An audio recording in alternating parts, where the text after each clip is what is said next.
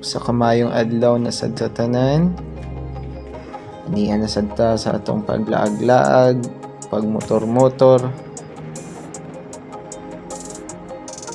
Bye-bye na to ang kadalanan, padulong sa atong destinasyon. Atong destinasyon karong adlaw o ang pag-adto sa Saraburi. So aduna ako'y pagabisitahon dito nga isa ka waterfalls.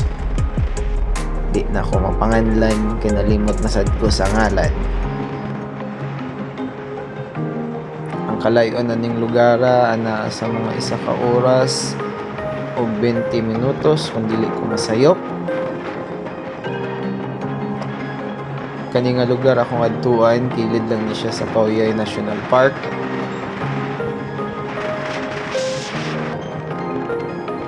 First time na ako makaadtuan ning nga lugar, so medyo exciting kay wala ni siya sa plano gyud nga maglakaw apan sa tanto-tantong pag-scroll na to sa Google Map kita nato ning nga lugar. Dali-dali sad ta naka-decide nga adtuan o bisitahon aron personal nga makita ning lugara.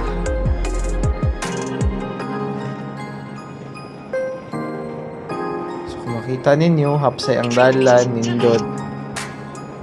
Ano yung pinaka-the best nga view.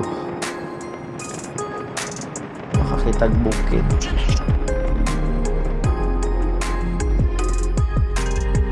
Para sa kasayuran sa tanan, or on bukid gid ko nga tao.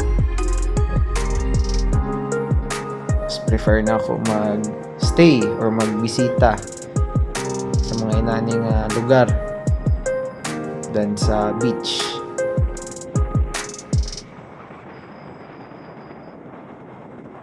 Along the way, daghan ko nakita nga mga campsites which I already expected tungod sa kanay sa view ug sa mga talanawon. Solo lang ko nag-adtuan ni kay akong kauban sa eskwelahan nga teacher usab dili man siya available kay late naman ko naka-inform sad and wala lagi sa plano.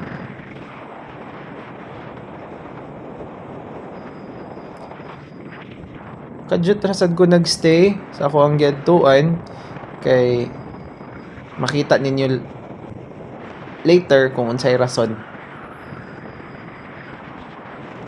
So bye-bye sa nato ning kadalanan hangtod makaabot ta sa to ang destinasyon. Turn left, then you will arrive at your destination.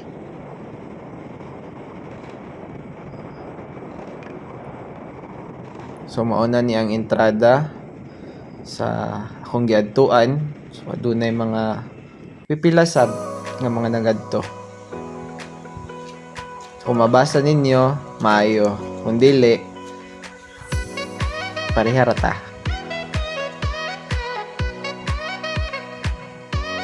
So kung dili ko masayop gikan sa entrance padulong sa waterfalls, siguro siya sa mga more than 1 kilometer. Medyo challenging pud ang dalan. Tabok-tabok ta sa creek. So kani nga mga tubig dito gikan sa waterfalls. So sugod na ako ang dagan-dagan backrider eh. So as you can see, medyo nindot good para sa ako ang inani nga dalan. Diba? Ang tripod na sa likod.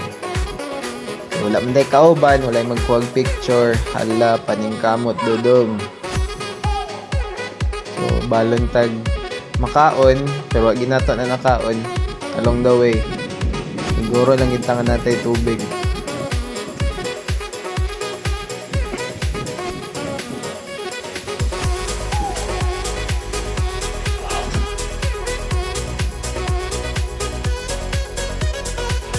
O, sa akong pagsugod pa lang, grabe. Appreciate na ako diretso. O, di rin nga parte. Naulan na nata. Pero, dayon gihapon. Kay, o nato naabot atong gadtuan.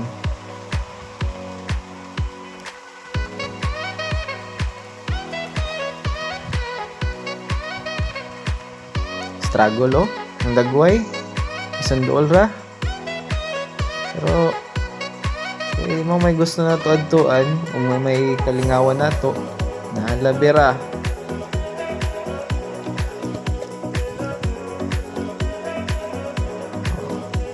Ano yung mga video nga sariling sikap.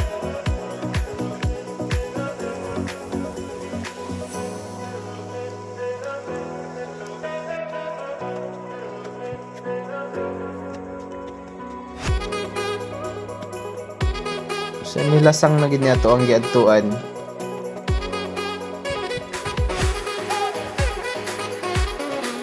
So, pasensya sa video. Dili na nakamaayog quality kay saraman sa niya itong gamit.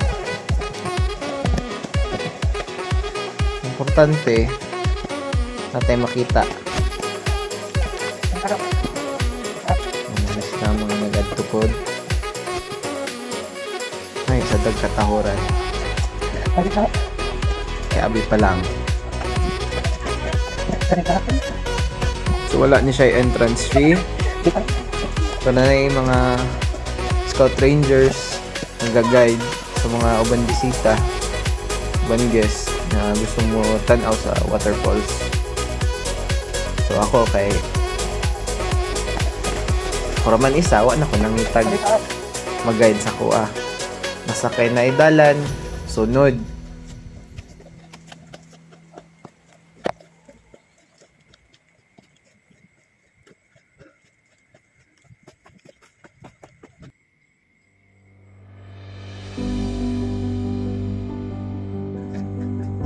Hapit ako ani nakaabot.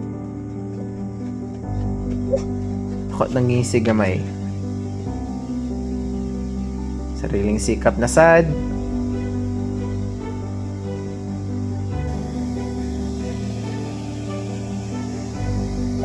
Yan na. Ano niyang akong yadtuan. So sa ako nabasa nga reviews na may mga kakaligo dire pero this time wala. Eh ang mga nagbisita po mga kabataan ng Mansad mo nilang ginikanan. So I think dili po siya ina ka enticing liguan. So wala nang gid ko magbalik pero di pa gihapon kayo.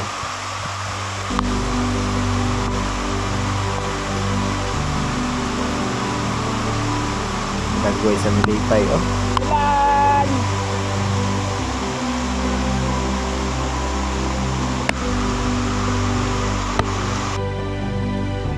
Kamay ra gid taon tagkalipay.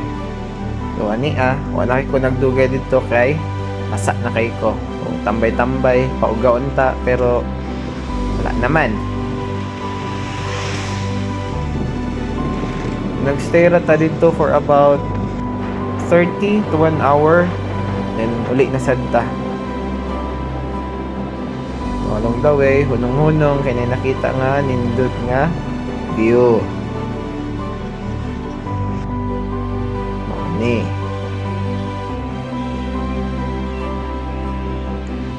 kay lagi taga bukid man ta hala basta makakitag nindot nga view nga nay bukid hunong.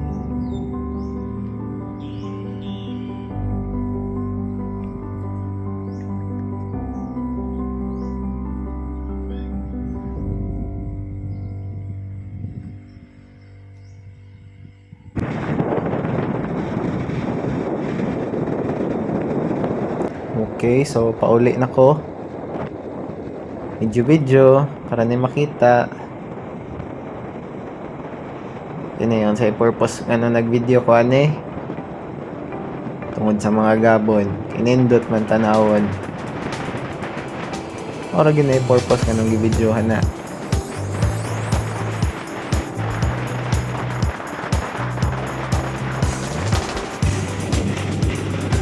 Nainitan.